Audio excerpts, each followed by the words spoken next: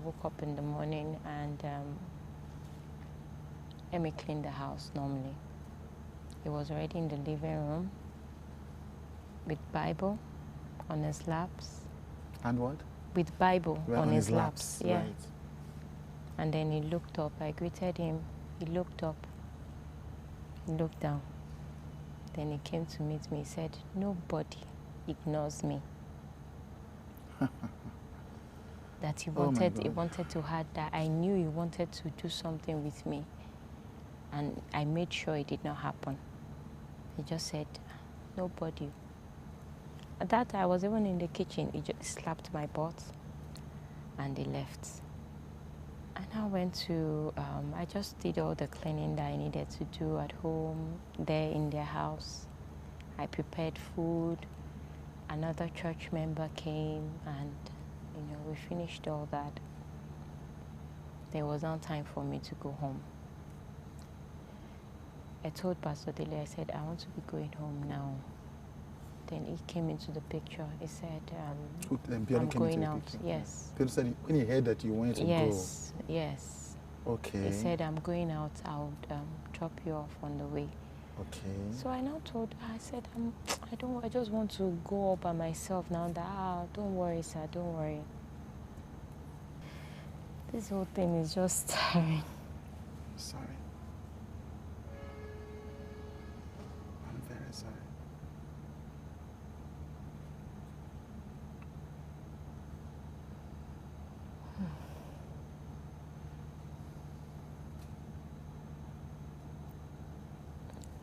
I've tried to be like a superwoman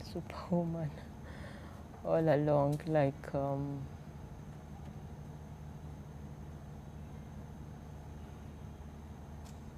I don't like to remember these things. I'm sorry. Yeah.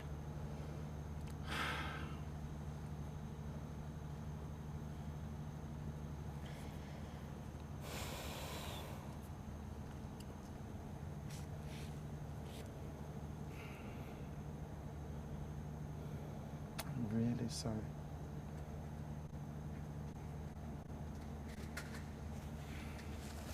In a way, really, I see men of God to just be mean.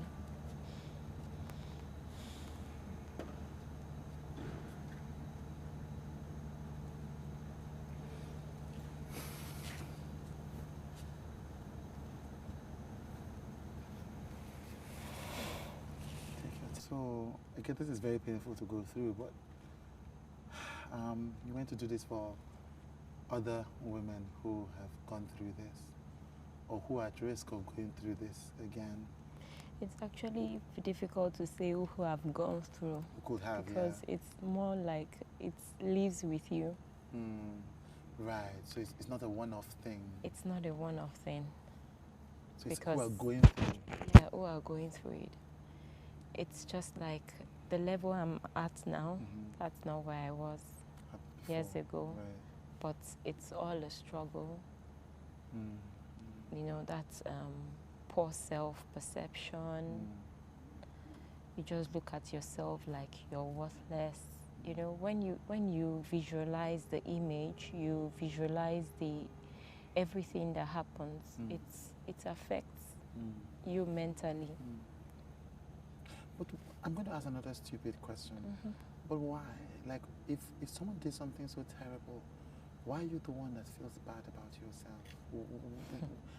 I mean... The way the whole thing changed after, like I will talk about it after he came, when my brother approached him and he's there begging, Oh, right. Yeah. Right.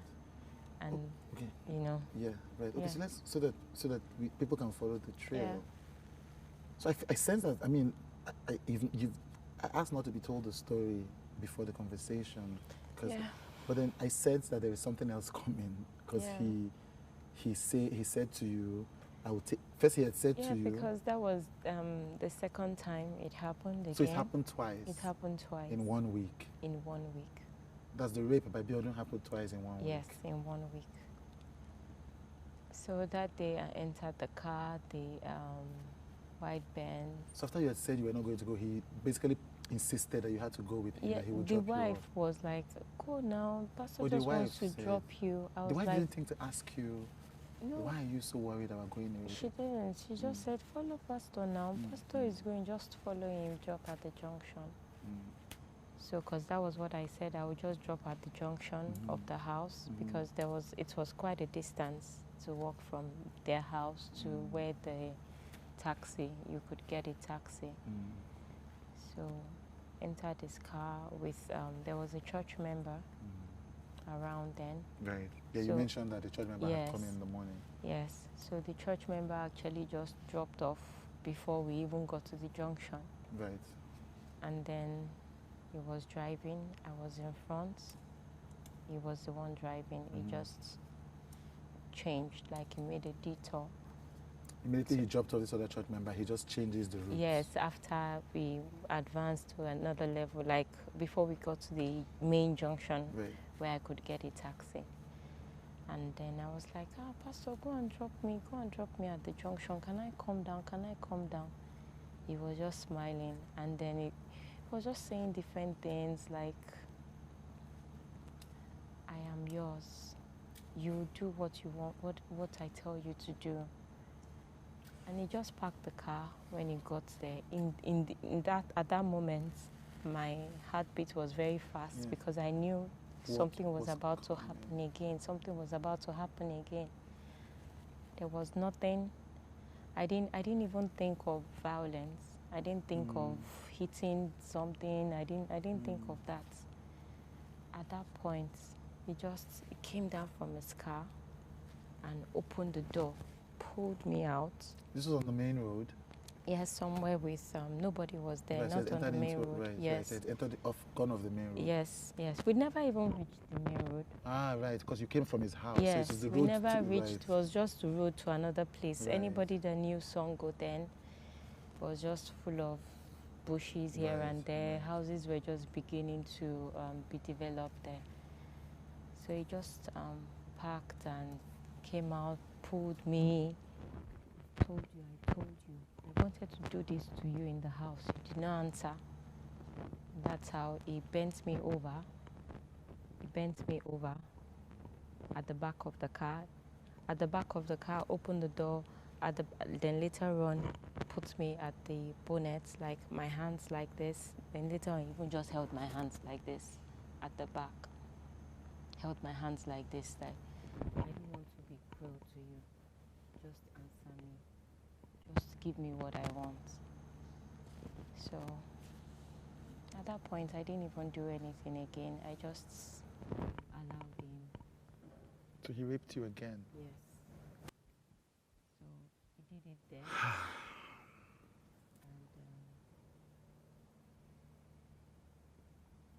And came. Was more or less like a slave, no. So he did it there. He ejaculated and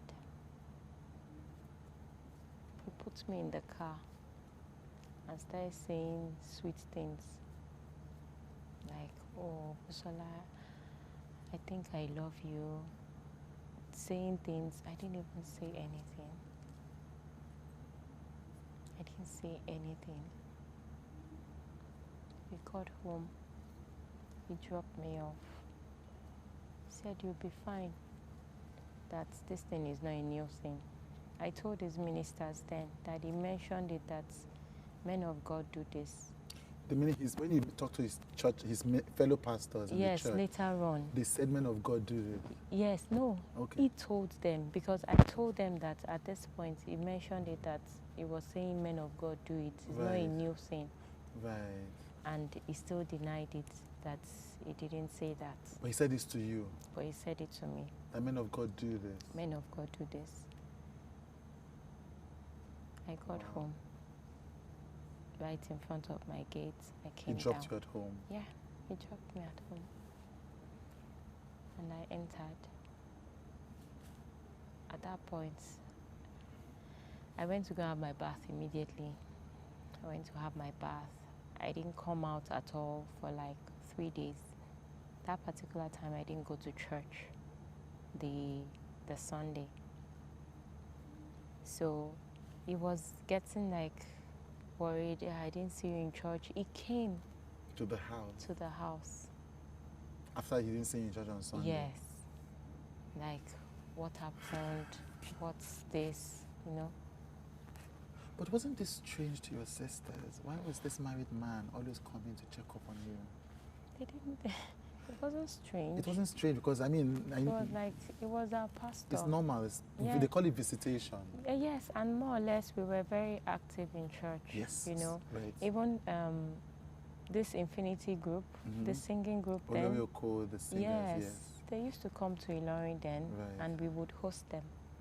The church. So you were a church family. Yes. So the church did not really have so much money to be able to put all of them in hotel rooms. Right. We would host them in my house. Right. We would cook for them. Even with the way we didn't really have so much money, you know, we would just do it for them. Yes. I know how these things happen. And sometimes even the boys, they would notice like, what's happening now? Let's help you with this. Let's help you with that. You know, so it was more like church family.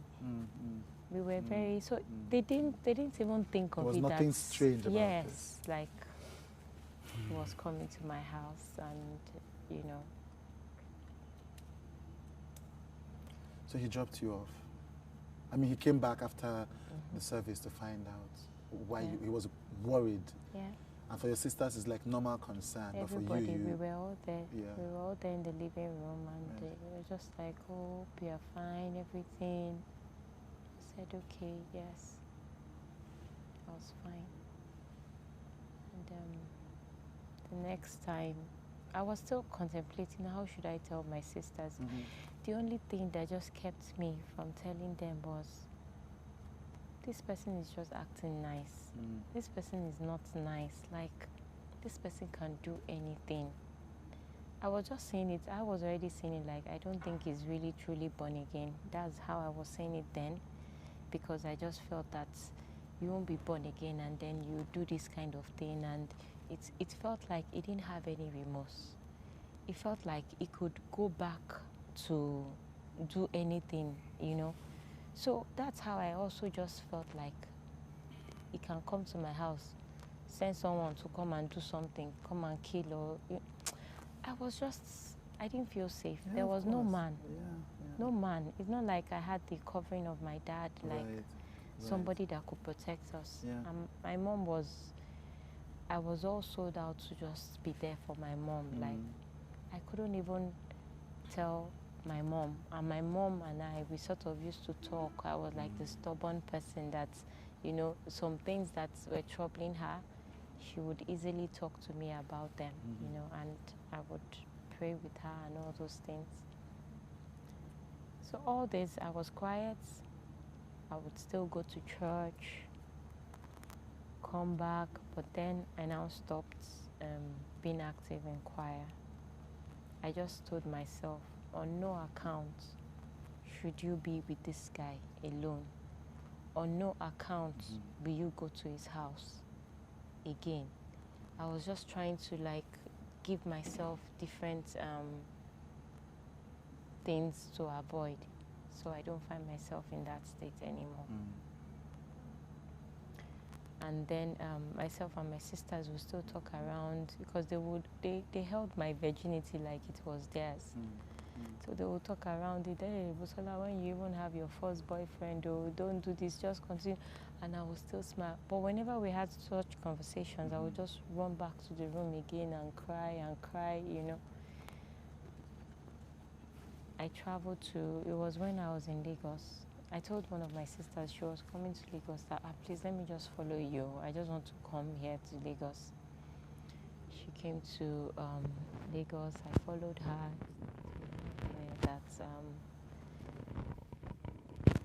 I told her. She was actually the one that came to me, and then she had told me about a dream before that she had.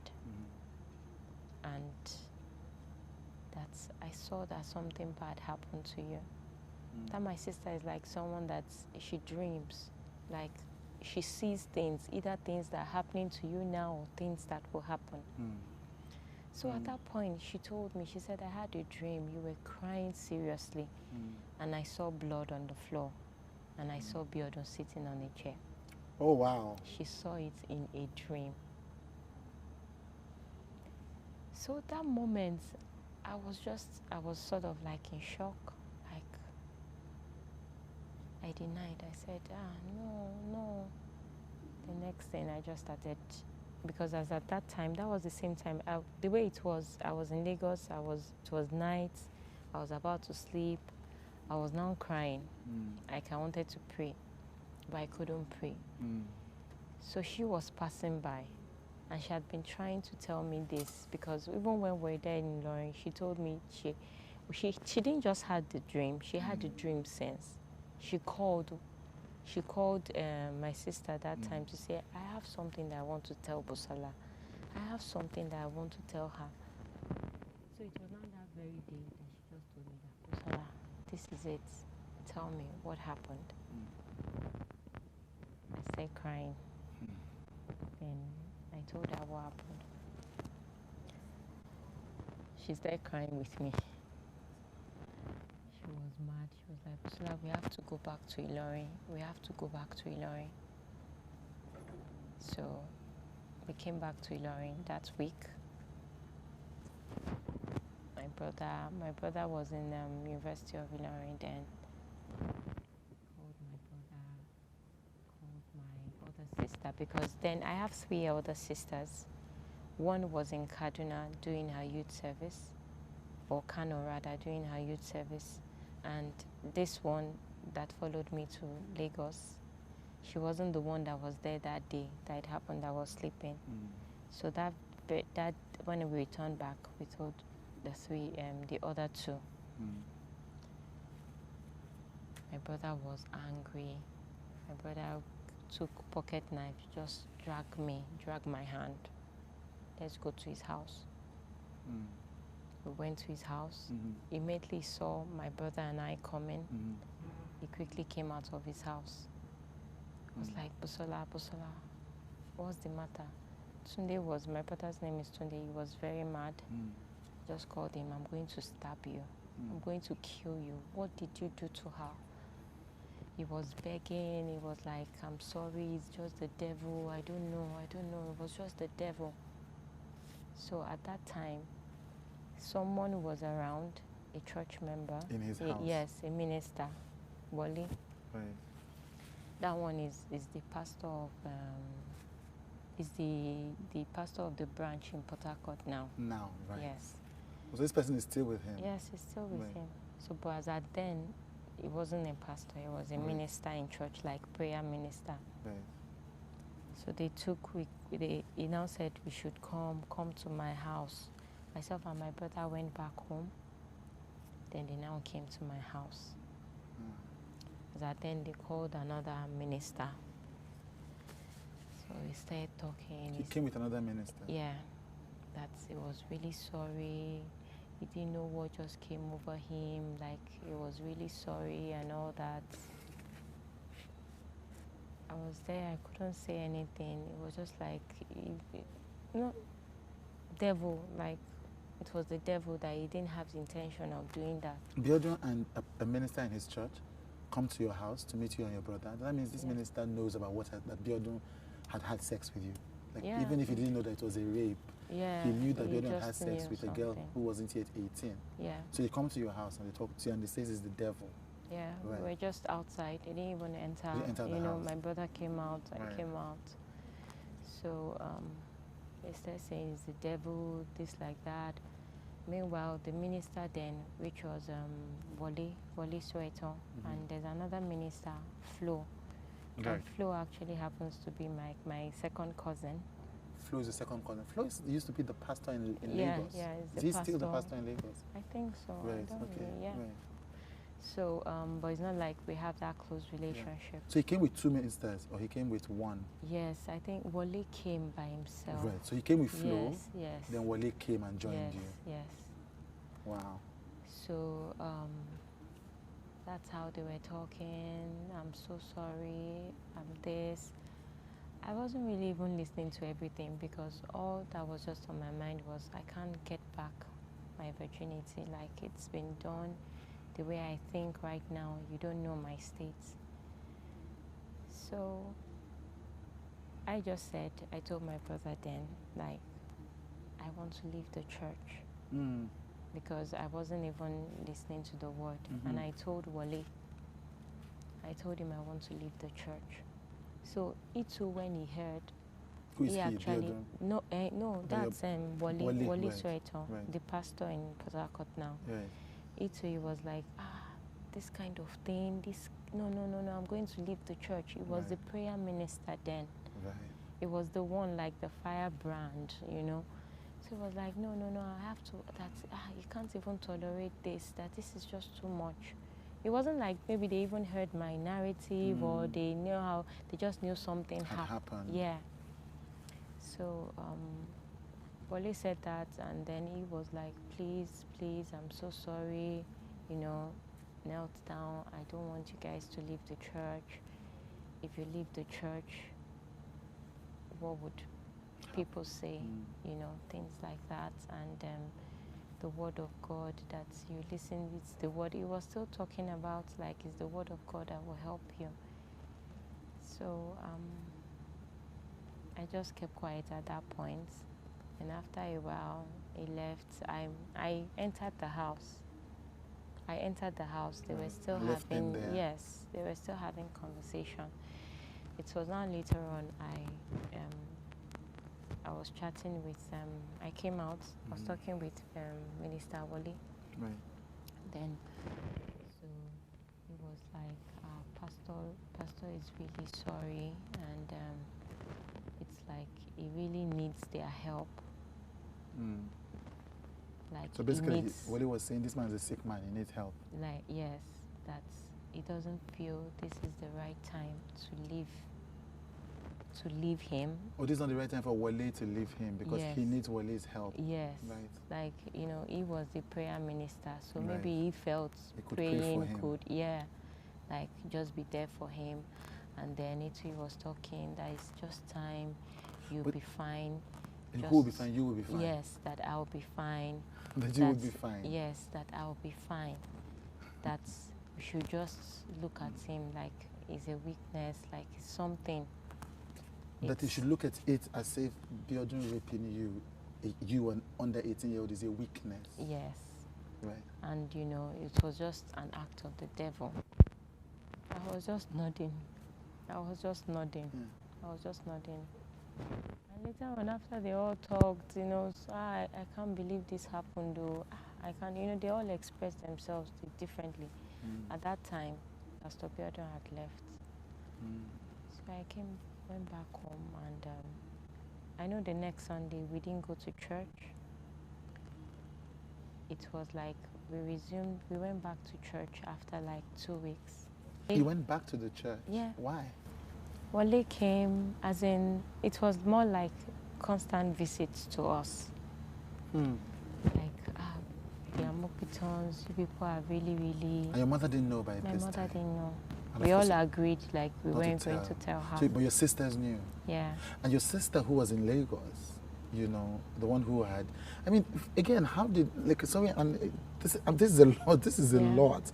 And it's a lot for me, so I can't even imagine for you. But I'm just trying to understand. So, when your sister had the dream, because it was a very random dream, what made her walk up to you to tell you this dream? There's something... Yeah, it was a very that weird particular dream. day. I was in the house about to sleep at in night. Lagos, right. Yes, in Lagos. Because, see, every night wasn't the same night anymore. There are times I would cry. Sometimes it would be like I would almost sleep off in the bathroom, then I would get up. I was just trying to adopt in my own way, you know. So that time I was in Lagos. I was actually just kneeling down, and it was like I was praying, but I wasn't praying. I was just crying. I mean, well, this was night, late in the night. So my sister came out of our room, of the room where she was staying, and she noticed she was just hearing sound. Why? I was just saying, why me? Why me? That was just the question I kept asking for a very long time, because I felt I was faithful to God. I felt I had led many people to Christ, even though I was young. I felt I had done a lot for God, you know. Back in school, I would even do like a deliverance session for people. I felt I was too committed.